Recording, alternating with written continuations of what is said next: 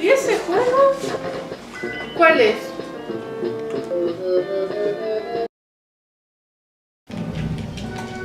Voy a tirar un rato con vos. Dale.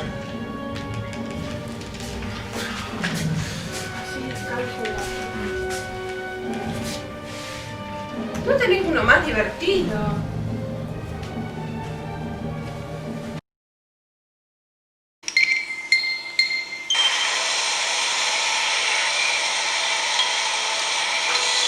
Bueno, voy a hacer unos matecitos. ¿Querés, mi amor? Dale, de una. Sí, obvio. ¿Cómo no ¿Y ver? a ese?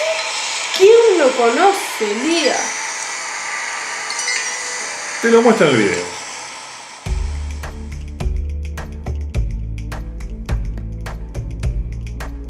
Si son gamers, ya habrán vivido situaciones así. Y es inevitable porque aún hoy, en la era de las redes sociales, hay productos increíbles que pasan casi totalmente desapercibidos. Esto es algo que pasa desde siempre en el mundo de los videojuegos, y cuando nos cruzamos con alguna de estas joyas perdidas, realmente nos cuesta creer que hayan tenido tan poco éxito o que parezca que nadie las recuerde como realmente merecen. Es cierto también que existen casos de videojuegos que pasaron sin pena ni gloria en el momento en que salieron a la venta, pero que la historia los ha recompensado y hoy en día son considerados de culto. Un ejemplo muy claro de esto es la saga Mother, 3 juegos increíbles que casi nadie conoció en su momento, pero que hoy son clásicos absolutos que cualquier gamer debería jugar alguna vez en la vida. Otro ejemplo parecido es Bad Mojo, el videojuego de la cucaracha, al que ya le dediqué un video en este canal y se los dejo en la esquina superior de la pantalla. Obviamente no siempre ocurre esto, y en este nuevo video de Ópera Salvaje van a conocer algunos ejemplos de juegos que, en mi opinión, merecen mucho más reconocimiento del que tienen.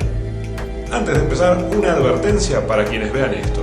En cuestión de videojuegos, este es un canal de juegos retro, y el límite es hasta PlayStation 2 inclusive. Por lo tanto, si ustedes tienen ejemplos de videojuegos que podrían estar en este video, pero que son de consolas más modernas, me encantaría que armaran sus propias listas en los comentarios, así podemos contribuir entre todos para hacerlos más conocidos.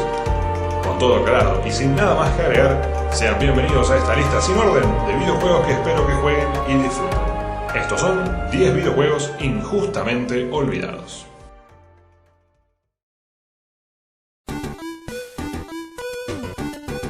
Comenzamos esta lista con un juego de nuestra querida NES o Family Game, Fire and Ice, también conocido como Solomon's Key 2. Como pueden ver, se trata de un juego de puzzles en el que debemos apagar las llamas con los bloques de hielo para pasar de nivel. Parece fácil, ¿no? Bueno, simple no significa fácil. A medida que vamos avanzando, vamos a necesitar cada vez más estrategia, aunque la dificultad crece de manera bastante lógica, sin ponerse muy difícil demasiado rápido. Puedo asegurarles que este juego es muy divertido y sobre todo muy adictivo. Son 10 mundos con 10 niveles cada uno y al completarlos se pueden desbloquear muchísimos más, con lo cual la diversión está más que asegurada. Uno de esos juegos que casi nadie conoce, pero que no podemos dejar de recomendar. Si alguna vez me pidieran que hiciera una lista de clásicos infaltables de la Sega Genesis, no dudaría ni un solo segundo en incluir a Quackshot, uno de esos tantos juegos que merecen un reconocimiento muchísimo más grande del que tienen. Casi todos los videojuegos que nombro en este video los conocí de grande, y cuando digo casi, es porque justamente este es el único que pude disfrutar en mi infancia. Incontables son las horas que pasaba con este magnífico juego, una especie de parodia de las películas de Indiana Jones protagonizada por el Pato Donald. Deberemos viajar por el mundo buscando pistas que nos lleven a un tesoro milenario, mientras conseguimos nuevas armas, resolvemos misterios y recorremos varios escenarios llenos de enemigos que tratarán de detenernos. Si no lo conocen, ya mismo deberían estar descargándolo para jugar.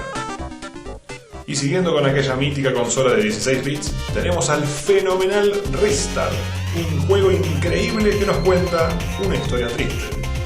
Ristar fue desarrollado por los creadores de Sonic y prometía muchísimo, pero lamentablemente pasó prácticamente desapercibido. ¿La razón? Ristar fue uno de los últimos juegos de la Sega Genesis y su salida al mercado coincidió con el lanzamiento de la nueva consola de la compañía, la Sega Saturn, por lo que el juego quedó en el olvido. Con el tiempo fue reconocido y relanzado para varias consolas más modernas, pero eso no impide que uno sienta un poco de pena de que no haya tenido la fama que sin duda se merecía en el momento en que fue puesto a la venta. Es sin dudas uno de los mejores videojuegos de la consola, y eso es algo para tener en cuenta, conociendo el currículum impresionante de juegazos que tiene la gente. Un plataformero lleno de acción y diversión en el que tendremos que ayudar a Ristar a salvar el universo. Nunca es tarde para seguir haciendo conocido a este juegazo total. Ahora nos vamos a la otra gran consola de 16 bits de la época, la Super Nintendo, una de las mejores de todos los tiempos. Esta consola está plagada de juegos increíbles y muchos de ellos son RPGs. Final Fantasy 4, 5 y 6, Chrono Trigger, Breath of Fire 2, Secret of Mana, Super Mario RPG. Algunos, como es el caso de Final Fantasy 6 y Chrono Trigger, suelen incluso aparecer en las listas de los mejores videojuegos de todos los tiempos. Sin embargo, hay un RPG de esta fantástica consola que suele ser dejado de lado de una manera absolutamente insólita: Terranigma.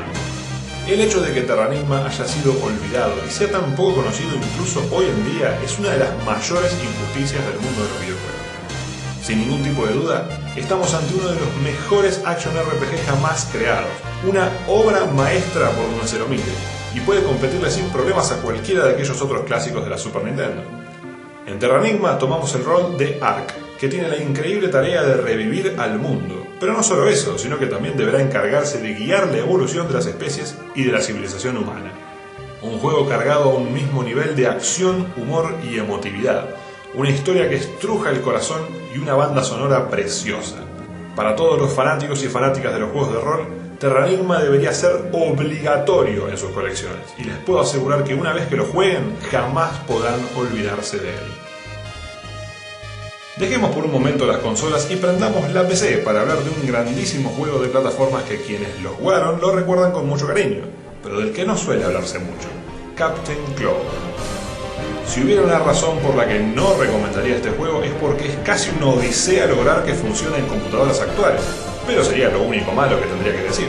Si no les importa su endemoniada dificultad, Captain Claw es un juego que puede tenerles enganchados por horas mientras ayudamos al valeroso y peludo Capitán Claw a enfrentar todo tipo de peligros para conseguir el amuleto de las 7 vidas, que otorga un poder inimaginable a quien lo obtenga. Mi recomendación sería intentar jugarlo con PCs virtuales con Windows 95 o Windows 98, aunque los resultados pueden variar. De todas formas, si consiguen hacerlo funcionar, les espera una difícil pero divertidísima aventura pirata como para viciar un rato bien largo. Y si de aventuras hablamos, Indiana Jones es sinónimo de esta palabra. El mítico personaje de las películas ha aparecido en infinidad de videojuegos, incluido el magistral Indiana Jones and the Fate of Atlantis, una de las mejores aventuras gráficas de la historia. Pero de entre los muchos juegos de este personaje hay uno particularmente olvidado: Indiana Jones y la tumba del emperador. Puede parecer a simple vista un juego de acción común y corriente, al estilo de los primeros Tomb Raider, pero les puedo asegurar que es adictivo como pocos. Indiana Jones está en busca de los secretos de la tumba de Qin Shi Huangdi, el primer emperador de China, pero obviamente deberá enfrentarse con los nazis, quienes también están detrás de estos milenarios asuntos. Este juego, de hecho, tiene cierta conexión con la segunda película de la saga, El Templo de la Perdición, y la banda sonora tiene un estilo tan parecido al de las películas que uno realmente se siente dentro de esta aventura. Un videojuego súper entretenido que encantará a todos los fanáticos y fanáticas de las películas, pero que también recomendaría a quienes no lo son. Hay dos juegos más de PC que quiero destacar en este video, pero primero pasemos por la PlayStation 2. Allí hay otros dos juegos que, si bien no son realmente desconocidos, siento que no tienen la fama que realmente merecen. Psychonauts es uno de ellos. Este juego fue diseñado por Tim Schafer, muy reconocido por su labor en la época de oro de LucasArts, como creador de los dos primeros juegos de Monkey Island, Full Throttle y Grim Fandango. En el año 2000 salió de LucasArts y fundó Double Fine, en la que siguió diseñando videojuegos con su inconfundible sello. El humor está más que presente en este juego, protagonizado por Raz, un chico que quiere convertirse en un psiconauta, o sea, un especialista en meterse en las mentes de las personas y ayudarlas a superar sus miedos y traumas. Esta habilidad de entrar en las mentes hace a Psychonauts un juego muy variado y entretenido, por lo que no debería extrañarles si lo terminan bastante rápido.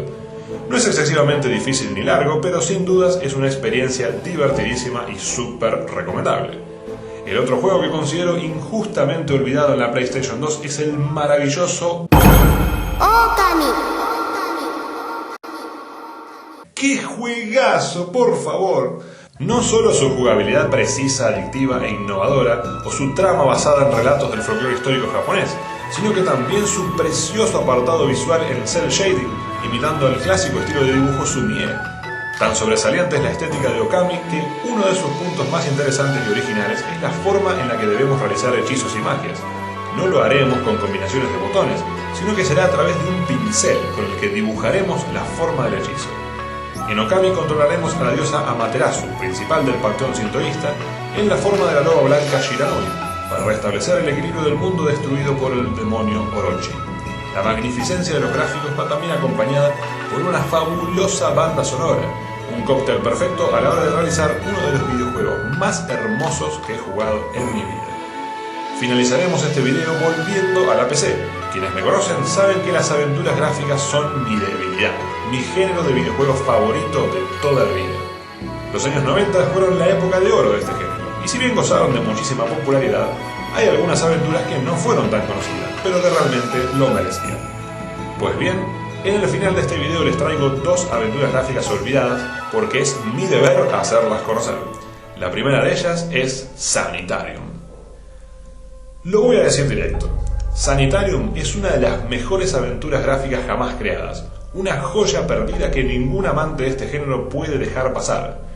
Nuestro personaje ha perdido la memoria después de un accidente de tránsito, y a lo largo de los 9 capítulos divididos en 3 discos que dura este juego, la información se va consiguiendo muy de a poco, a través de muchísimas metáforas y situaciones que parecen desconectadas con la historia principal, pero que finalmente cobran sentido en la resolución final.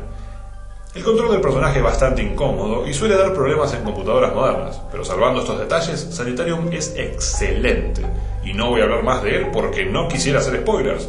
Lo único que sí voy a decir es que lo jueguen y vean la obra maestra que es. Por último, una aventura gráfica aún más desconocida que Sanitarium. Y este es otro de esos casos en que realmente no puedo entender cómo puede ser que haya sido olvidado.